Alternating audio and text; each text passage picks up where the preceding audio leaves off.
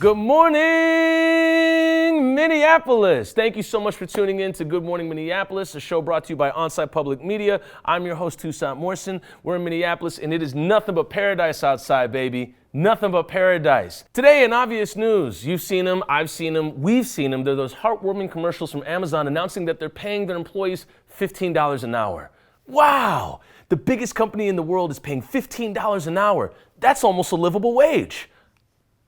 Our headline today, white supremacists recently descended upon the Lincoln Memorial in D.C. dressed in unison. And no, it wasn't a musical. The Independent Rights. Hundreds of members of the hate group Patriot Front marched through downtown Washington, D.C. on Saturday evening. Videos of the march show a long parade of masked men stomping past the Lincoln Memorial to the beat of a snare drum. March to the beat of a snare drum, huh? Who said that they don't have rhythm? Yep, the Patriot Front was just a few piccolos short of 1776, and they saved the best for last. These guys with the shin guards just got off umpire duty at a fast pitch game. Auditioning to be a Foot Clan member in the upcoming Ninja Turtles film. Foot Clan, pun intended, you got it. Or they're about to get the LARPing.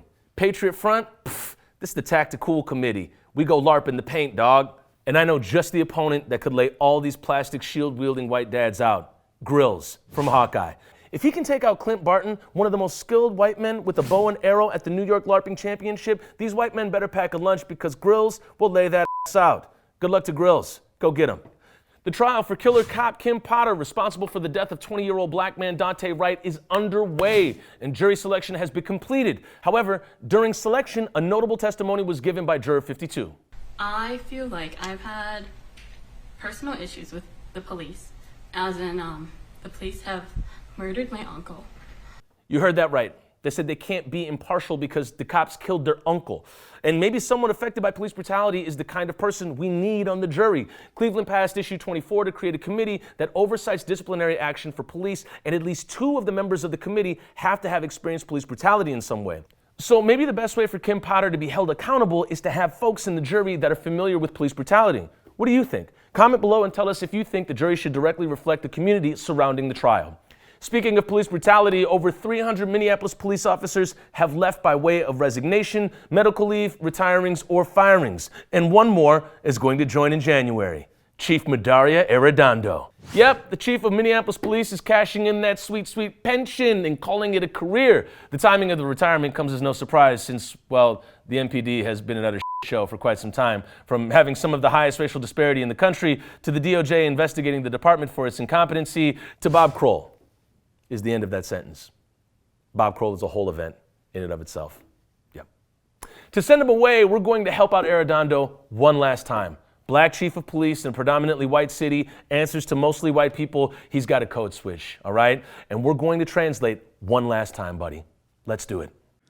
After much personal reflection and thoughtful discussions with my family and Mayor Frey, I have made the decision that I will not be accepting a new term as chief of the Minneapolis Police Department.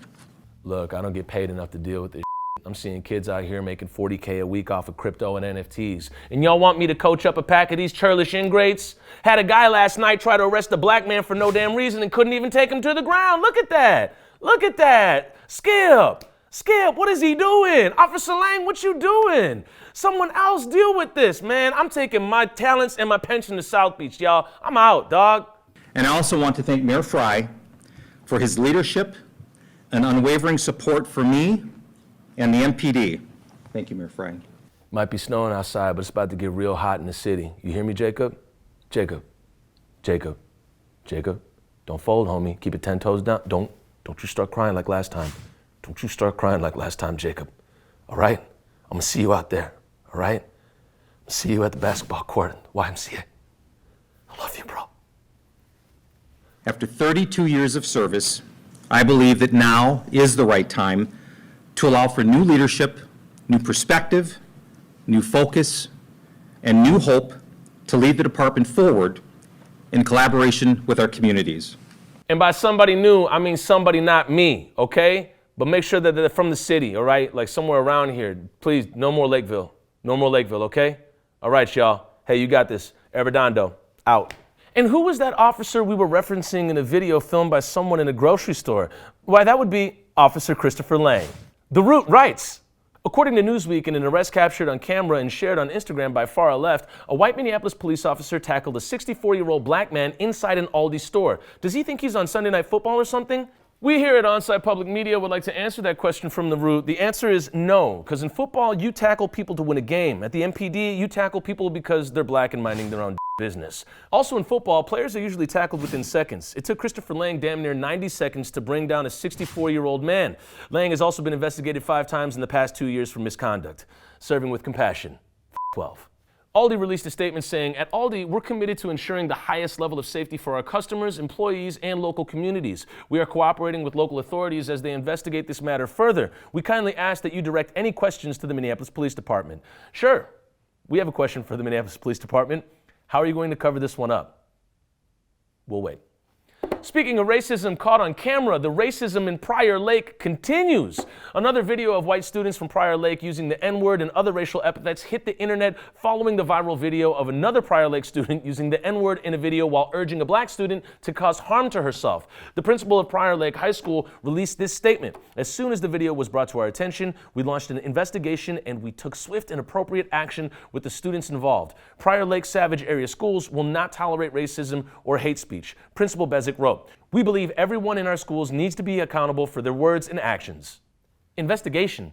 This isn't Law and Order SVU, my guy. This is a Tuesday in Prior Lake. You better hire some school counselors of color, drag this white supremacy into the light, get iced tea on a retainer to pay a visit monthly, and hold weekly forums to help these kids of color. What you talking about investigation? Next on Law and Order SVU Prior Lake 5-0. Yeah, no, I can't take any more viral video cases. I got at least several dozen of these white kids saying the N-word on them. I don't know what to tell you. But, what? Hold on a second. Don, the teacher said it again. And she got caught this time. That'll do it for us today. Thank you so much for tuning in to Onsite Public Media's Good Morning Minneapolis. If you haven't checked out the police pack, we just released a new line of stickers, and they're beautiful. They're gorgeous. They're great. Check them out. If you want to see more shows like this, if you want the show to keep going, be sure to click the link in the description below to support shows like this and the Black Brewers Podcast and the Basement Farmer when that starts to, get a little bit warmer out here. Thank you so much for tuning in. Justice for Dante Wright. We'll see you in the next one.